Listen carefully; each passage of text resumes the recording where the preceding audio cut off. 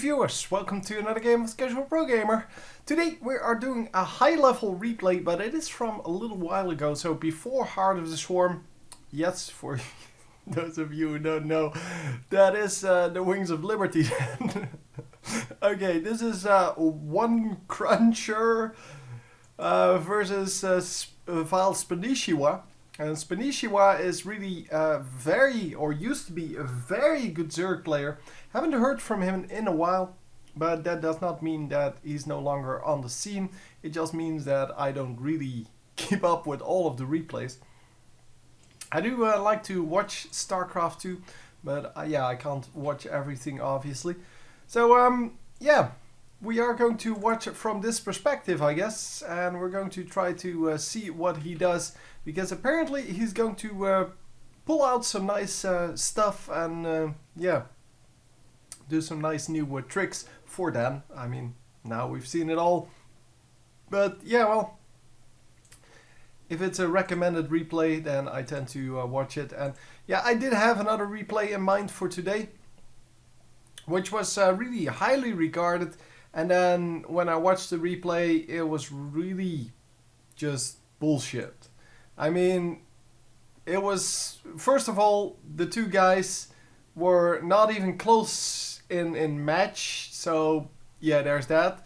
So they weren't close in level, which is kind of annoying already. But then what was way worse is the game ended before the first fight. There was just no fight in the whole game, and that's kind of the point of this game. So yeah, trying to snipe this probe, but immediately going back to his mining once the probe gets past. Yeah, the probe really did a very risky maneuver there, but it is going to be fine for now at least. And yeah, he did pull off a drone. I guess he wants to really kill it, because he's really chasing it all the way. Just making sure that it doesn't plant any pylons or such. I guess something like that. But yeah, the spawning pool comes up after the fast expand, and he still hasn't gotten around to actually scouting here yet. For now, there's really nothing coming up. Well, nothing real. I mean, cybernetics core gateway, that's kind of the standard way. There's not a whole lot that you can do otherwise. There's the scout. It comes in exactly at the moment the cybernetics core completes. And yeah, he's going to see that there's only one gateway up. Well, not that he expects anything else, but he's also going to see one assimilator that just finished and one that was already up. You can of course see that from the remaining gas, and yes, the pros do click that. So the pros do check on these kind of things to see what build the enemy is going. And for now, yeah, it's all kind of standard stuff. We are going to get some Zerglings out, or they're already out. There you go, to deal with the drone that, the drone scout. But the drone scout's all the way over here, so it's not going to be much trouble anymore.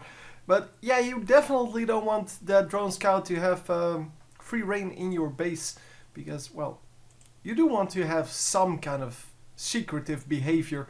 Even if you're doing a complete standard build, you still want to make sure that they don't see everything that you're up to, because then they can counter that with their exact with the exact build against that, which puts you at a disadvantage, and obviously you don't want that.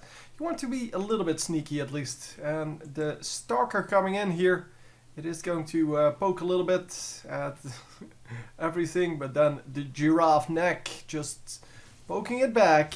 Oh, and he didn't block the ramp.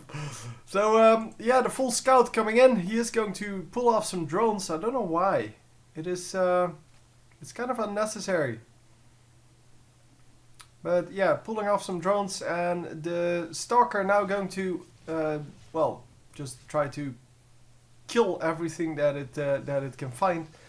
The Overlord here sees that this pylon is coming up, but that means that he can actually now teleport things into the base, because I am assuming that, yeah, the warp gates are up, and he's going to teleport things into the base right now. There you go. 4 zealots, so no stalkers, but 4 zealots will do just about, well as the stalkers will. But yeah, they won't be able to pick off that many drones. If these were 4 stalkers, that was going to be way more of a problem. But obviously with 8 zealots, yeah, that is going to be a problem. Oh, the spine crawler is trying to burrow, and is it actually going to be enough? Okay, the Overlord is getting poked a little bit. We are going to take out this pylon, but then a new pylon comes up. And new repositioning of the spine crawler. Finally going to try to pick off that pylon, but well, the stalkers won't have it. There are now 4 stalkers and a bunch of these zealots, and they're going up against queens only. So the queens, of course, are really good at protecting themselves because they do have that transfuse, and the transfusion, it gives them a lot of extra HP to work with. And of course, that is exactly what he's building on. He's building on those spine crawlers and the queens because they have high HP and they can actually do really nicely. Oh, he missed the transfusion there and healed a queen that was already full health.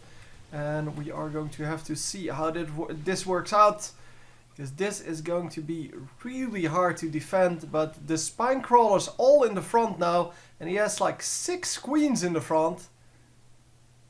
Wow, actually 7. Well, one of them belongs to this hatchery, so yeah, there's that. But this one is also producing a new queen, and every time the queen comes out, I guess it's spawning some new larvae. And once it spawns the larvae, it's going to just group up with the rest. And here comes the new group, but this group is going to get caught by the Zerglings. And the Zerglings should be able to do plenty of damage to them. It is not going to be enough. So, even though this Protoss player had a big, well, attack in the early game, he can't really go in again. Because of these queens, so many queens. He has 8 queens out now. Oh, sorry. There you go. 8 queens out now, and the queens are going to just protect this base and protect this entrance together, of course, with the Zerglings. Because, well, he can't really do anything. So all of the stalkers are going to go back. And, well, the new base finally coming up. But this Zerg player has been on 2 bases all this time. And this is not a lair. Okay. Okay. Yeah, he is... oh, keep hitting that. By accident. Yeah, this is going to be the lair then. Okay. So, more HP for that one. Where this one is just going to... I don't know what it's doing. It's not doing anything for the moment. So, it's not even building a queen. Birthing a queen, I guess. And for now, we're just happy to hold this off. Because obviously, for now, the Zerg is just building up. But he wants to build extra bases at some point. For now, it is just an in-base hatchery to make sure that he can keep producing stuff. And get a massive amount of something. And oh, sneaky bastards here. Uh-oh. This is going to be hard to deal with. Oh my god, yeah, this guy is going to get so many kills. Because an overseer has to come out, and I'm assuming he is building one. And the overseer is over here. So there you go. Yeah, he is going to heal up the hatchery. So he should have gone for the drones. He could have gotten so many drones. But yeah, he did get some drones, I guess, and some Zerglings. Why is the overseer no longer here? He has 3 overseers, and it's just... Oh man, it's just... He lost so much to that.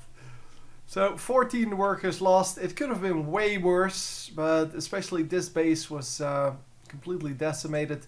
Yeah, didn't think ahead of that, I guess. And yeah, Dark Templars are a good way to kind of prevent your base from or prevent the enemies from walling in like this.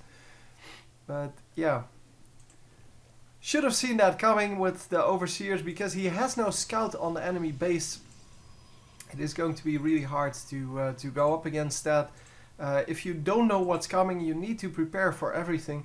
And in this case, yeah, he forgot one option. But I guess if we look at the grand scheme of things, he needed to build a Dark Shrine for that. He needed to build the Dark Templar, which are also pretty expensive. 125, 125.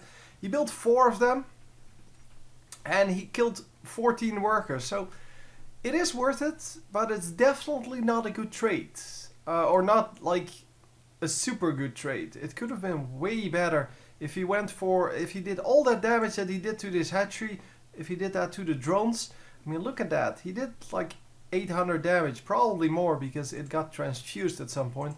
I don't know how many times, but the transfuse puts 125 health back on that. And these guys only have 40 health, so yeah. That could have been way worse. Anyway, we're going to now be sneaky on our own. And look at this. The queens are coming out. The queens are going to just all get out here. And then all of the Zerglings as well. Holy crap. Yep, he's going to put creep tumors down. Just making sure that he can do whatever. I don't know why the second Nidus Worm is coming up, but well, the Nidus Worm does have quite a few of these Zerglings in, and yeah, this is the end of that. Base is gone. Yeah, the probes are going over here, but that's not going to help them. And there's a lot of crap over here, but he can't really go up against his or into his own base because, well, he created this little gap which makes sure that everything streams in one by one. So it's going to take a while for everything to go there.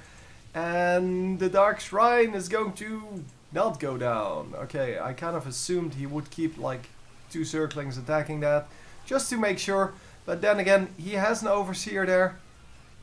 So it could be or that he just wants to kill everything right now.